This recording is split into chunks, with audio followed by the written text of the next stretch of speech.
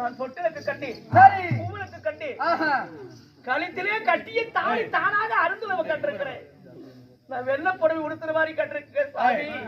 கொள்ளாத கணக்கு கொள்ளாத ஆண்ட வந்து நம்ம வீட்டு மேல கத்துற மாதிரி கட்டிருக்கேன். கொள்ளாத சயனம். சரி இத்தனை சயனமும் ஆயிருக்குது போவாதீங்க. தேவி உன் சயனமெல்லாம் எனக்கு என்ன ஆகும் தெரியுமா? என்னங்க அலிமுத்து ஓய்